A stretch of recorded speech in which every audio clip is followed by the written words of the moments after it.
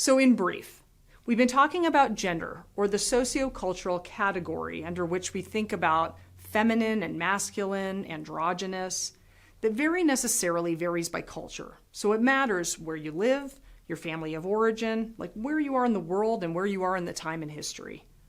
But it's a social category. It's something that we've created as a cultural component of thinking about gender. And so it's really kind of the outside world telling the rest of us how to think about gender, how to think about what it means to be a man or a woman or a boy or a girl or something else. We've also been talking about gender identity. And gender identity, again, is not that sociocultural category. It's that internal feeling. It's that psychological sense of self in a gendered way.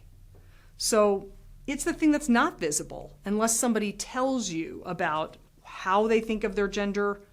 It's also the thing that many of our young clients will be coming to us and saying, I've really been thinking about this and I don't feel like the gender I was given or told I was necessarily fits who I am. That would be a questioning of gender identity. Other times you may have somebody come to you and say, I know exactly who I am, but it's not what everybody else thinks. Again, we'll be talking about gender identity, internal sense of self. Finally, gender expression. We've touched on this as the sort of the message that we give everybody through the way we move and the way we show up in the world, the way we perform gender. And performing gender, again, it's going to relate back to that whole cultural thing. How does each culture think about what gender is? Remember in Module 1, we discussed there's actually countries and places in the world where third genders have been part of the gender system in those countries for a very long time. But here in North America, a little bit less time on the clock as far as gender expansiveness. So it's pretty important that we think about gender expression as the way people perform gender, but not necessarily that they're performing the gender they feel they are. Confused yet? I promise we'll continue to make more sense of this. Okay, so I showed you this Venn diagram in Module 1 as well. It's just a reminder that the gendered self exists at the intersection of these three things. That gender category, that psychological sense of self, and gender expression.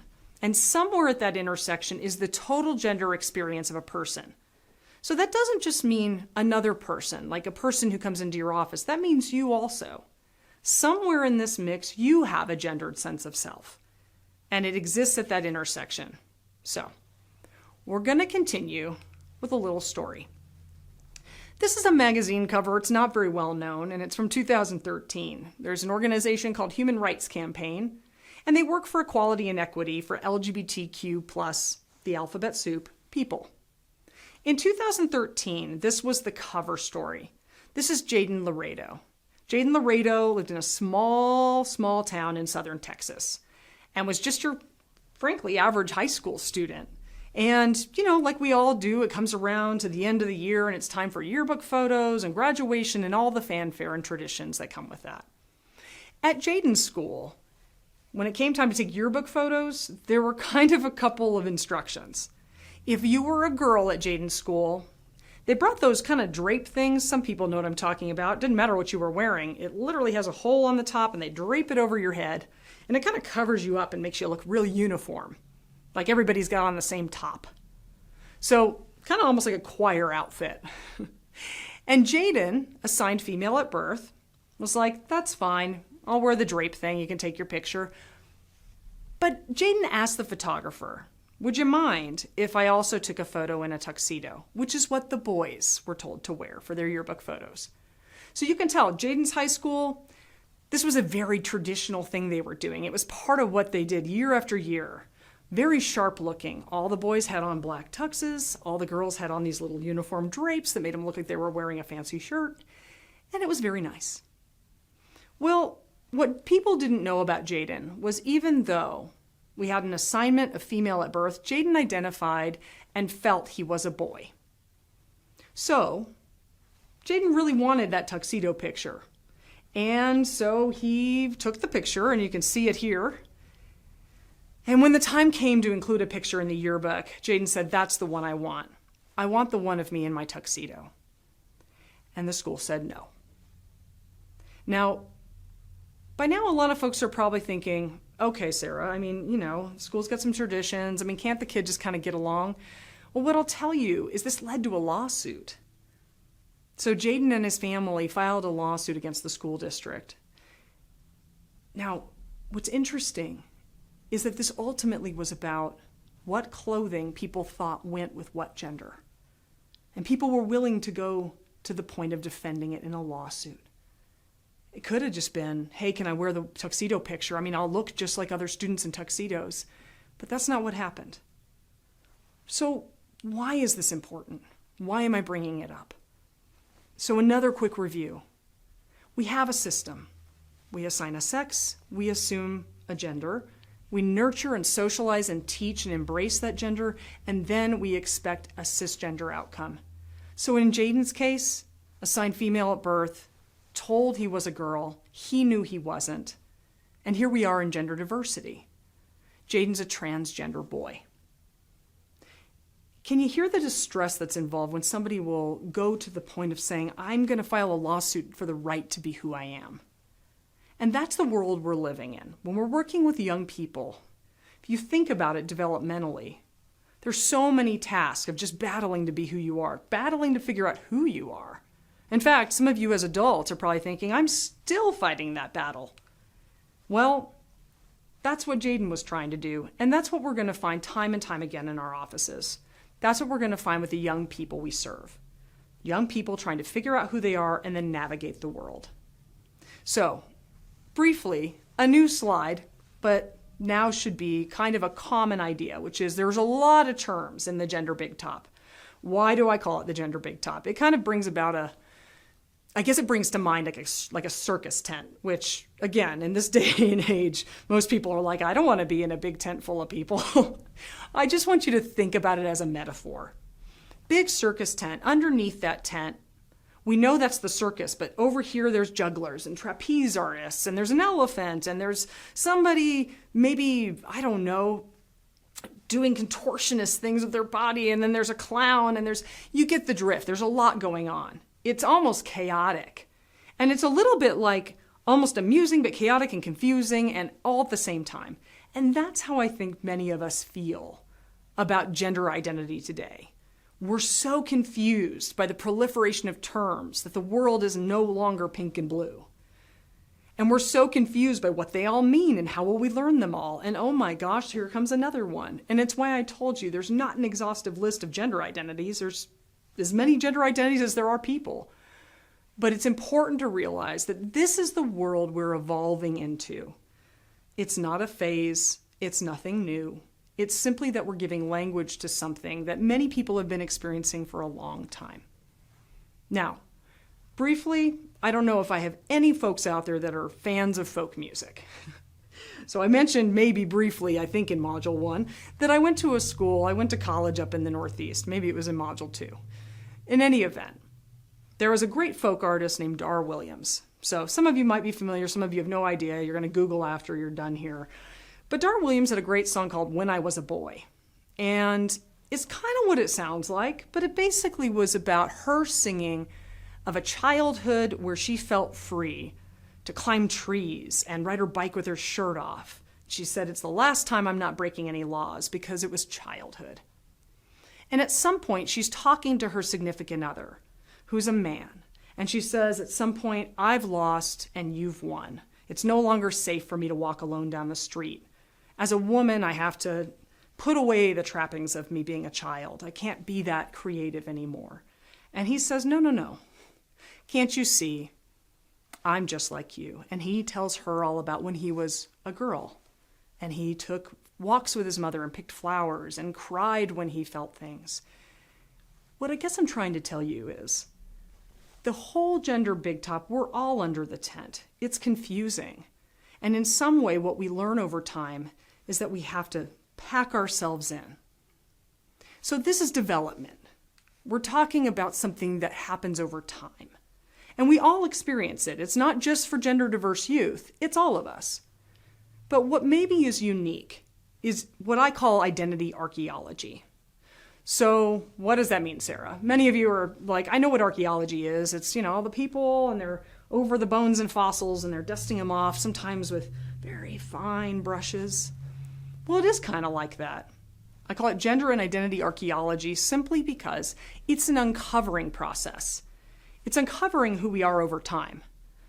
Now, if you think about it, whether you can remember your own childhood or whether you've got children at home, or whether you just work with kids a lot, or you've ever been in a school, you've probably noticed that kids are kind of working it out from the time they're really small. When we're in the preschool ages, you see kids, they might approach one another and go, I like, corn dogs, or I'm into ponies. And the other kid goes, I don't like ponies. And there's this moment of like, uh-oh, you and I are not the same. It starts with interests, or it might be, I'm a girl, I'm a boy, we're different. Some kids don't care. Some kids are like, do you like to play what I like to play? Then I don't care what gender you are. But the point is we're figuring it out over time. Okay, so what does this have to do with archaeology again? Well, for some of us, I kind of liken it to coming onto the archaeologic dig site of our own personal identity. And some of us had the most powerful sandblaster you've ever seen. In other words, from the time we were small, you just blew that thing across, all the sand came off, and you could see the form of who you were as a gendered person. For many cisgender people, that's their experience. They were told, you're a boy, they feel like, that seems about right, and life went on. You might remember I asked you, how do you know your gender in a previous module? This is what we're talking about. You might have had a sandblaster, or maybe you swept a little off and you thought you knew what you saw, and then you kept sweeping a little off, and maybe you had to get that really tiny brush. Maybe that's the only brush you had, and you just started getting the edges of it. And over time, you've been able to better and better identify who you are as a gendered person. Gender diverse youth often encounter their own identity in this way, and so do adults. There are many adults who may not realize this is what that differentness was my whole life long. Still others, that sandblaster, even if they're not cisgender people. So, a very young child, maybe even as early as 18 months to 2 years, which we have evidence that children as young as 18 months to 2 years, even if they're pre-verbal, can show us something about how they're feeling inside. So anybody, again, who's ever been around a kid or maybe has had a baby in your life knows they're not tabula rasa. They come into our world and they have a disposition at bare minimum. They're fussy, or they're, you'll hear a friend say, I have an easy baby. And usually that person gets scowled at because somebody else has the kiddo that won't sleep. They're not all the same, right? They don't come to us as an unfettered package. They have a disposition. And research and evidence and our scientific observations show us that people seem to have some wiring on board from the time they show up on the earth that interacts with their surroundings and starts to tell them and everybody else who they are. So for some children, what we've called transgender children or cross-gender identified children, they too have a sandblaster, but it just so happens that they come on the scene and when they blow all the sand off, they go, that gender you told me I was is not correct. But they don't say it like that. They just say it pure and simple. An assigned female at birth child just says to you, I'm not a girl, I'm a boy. And if you think otherwise, they'll look at you like you're crazy. So that's one example. I'm going to speak more about how it matters where you are in development in just a little bit. So all of this is evolving over the developmental lifespan of a person. Okay, so it can look different depending on who you are. So I call this back to future. Development and function. Where are we in space? I'm not going to take you through an entire exhaustive lesson about child and adolescent development. That's something you probably had in your training program whenever you had it. If you need a refresher, by all means. But what I want to impress upon you is there are certain things happening at these different developmental time periods that intersect with this uncovering of gender identity that have a very real and very impactful effect on people. So, basically, and not exhaustive, tasks of childhood. We've got attachment and basic needs. Sounds like exactly what it sounds like. For a very, very small child, this is literally, do I have a safe person to go to, a place that I can relax into, that I can take risks, go out in the world, learn about things, but come back to. And are my basic needs met? Do I have shelter and food? For everybody that's ever had an infant, you know this is all just about eating, sleeping, and cleaning up. Okay, so tasks of childhood evolve over time. There's also the beginning of the development of the idea that I'm me, I'm myself, and I'm different than others. And finally, social skills. Most of us don't grow up in a vacuum, so we're learning about the world through the way we're reflected by other peers or adults. We're told about who we are, and we're also told about who we are not. Tasks of adolescence. Similarly, we're still in the social context, but boy, that emphasis on connectedness, relationships, really rockets during this period of time. And because of that, things get a lot more complex. So platonic relationships, who are my friends? Any of us that work with young people, we're going back to school, and a lot of people are worried. A lot of kids are telling me, well, last year I had this friend group, but I don't know, not everybody's going to my new school, and I don't know who my friends are. And there's almost an existential panic with that, because it's so much about how kids find their bearings and their grounding and whether or not they feel good about being where they are. So there's those relationships, and at the same time as we're moving into adolescence, many adolescents start experiencing sexual impulses or romantic interest. Things get complex. Okay, there's also this thing called self-efficacy, or the belief that I can do things, and my esteem. Do I generally like myself? Now, in all of this, I think without belaboring it too much, you can hear all the implications for mental health. You can hear the implications for emotional health, whether it's at young ages or in adolescence. So that's going to bring us to the end of section 1.